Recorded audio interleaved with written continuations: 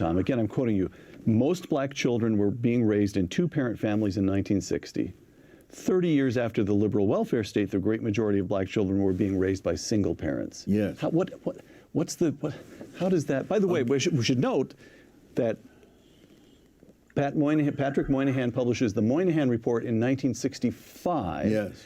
And he's alarmed because the illegitimacy rate among black families is 25% then. Now, among whites, it's over a third. Yes. Hispanics, it's over half. And among African Americans, it's over 70%. What's going on there? Well, this is, again, this too, you find the same thing in Britain. You find it in France and Norway. You find it in the Western world. In fact, the dissolution of the family structure. Oh, yeah. There are any number of Western nations where 40% of the children are raised with only one parent. Right.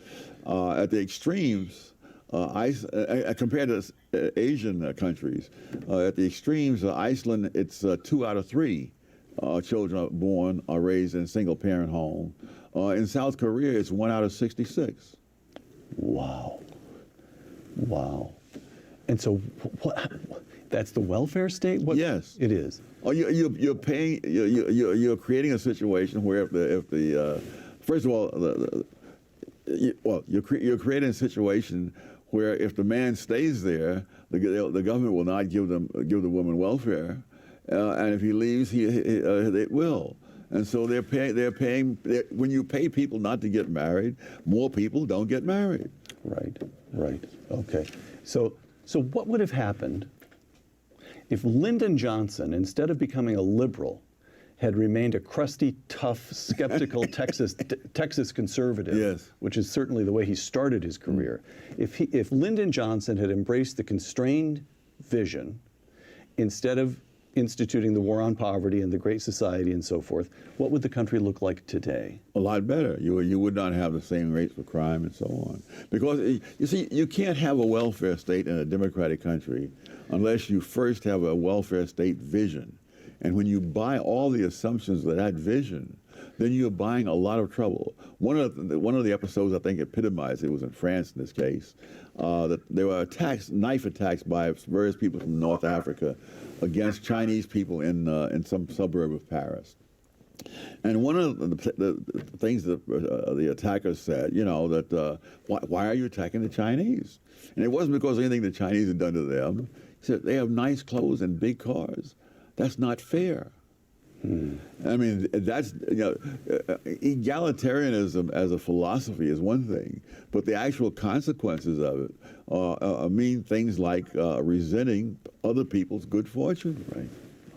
All right. So one response to the gap, again, I return to this gap between African Americans and other Americans, affirmative action. Yes. Which brings us back to your alma mater, Harvard. According to I'll never live it down. You'll never live it down, yes. You once told me that the principal benefit of a Harvard degree was never again having to be impressed by anybody who had a Harvard degree. Is that right? Absolutely. All right. So these are figures that were...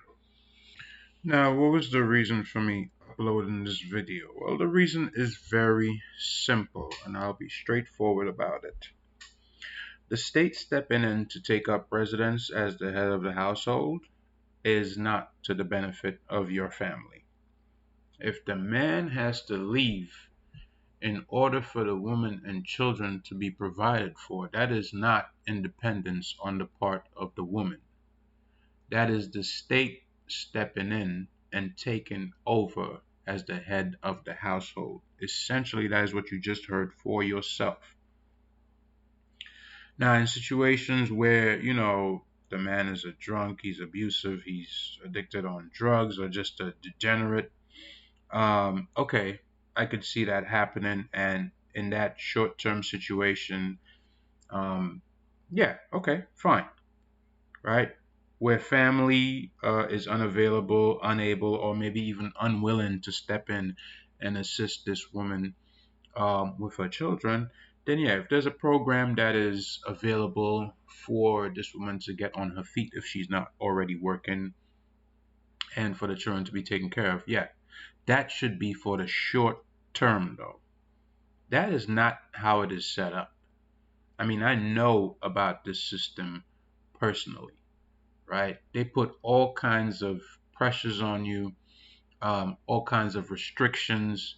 You know, if you get a job that's making this amount of money, then all of a sudden your rent is jacked up through the roof, right? By like $800, once you get this job.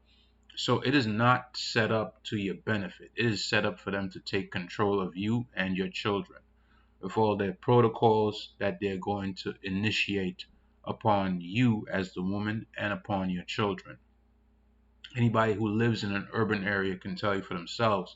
These people have been in the projects for decades, have not moved anywhere, have not moved up, have not even moved laterally, right? It's a sad sight to behold. This is why the projects is like one of the most dangerous places that you could go to in an urban area, and that's any urban area, whether it be the Detroit, L.A., New York, Miami, whatever project that you go to, right? There's always a reputation of certain projects that precedes it.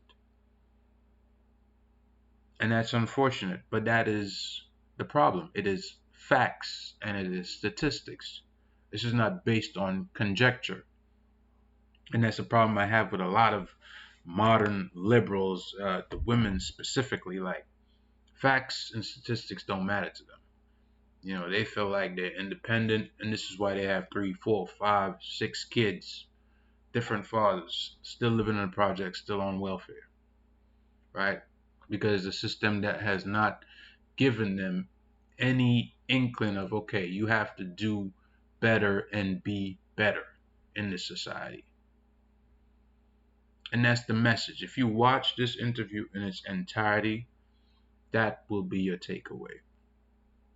Now, whether you believe in traditional marriage or not, that's fine. That doesn't really matter. You don't have to go down to the courthouse and get married or in a church or any of that. If you're in the home as a man, you're taking care of your woman and your children, yeah, do it to the best of your ability. That would be my advice. Do your utmost. Help them rise out of whatever situation that you feel you're capable or even beyond your capabilities. You should want the best for them. And that's the message. Don't let the state take over and then decide they're going to do it how they want to do it, because at the end of the day, they don't care about you or your children. Women, speaking to you, they don't care about you or your children. All they want is control. That's why any true conservative is in favor of small government, not this massive bureaucracy that we have to deal with. Anyways, there's much more to come. Make sure you subscribe to the channel for more hard-hitting content. Of course, like the video and share it with everyone you know. The rise of the welfare state. It is a sad sight to behold. Anyways, I'm out. Peace.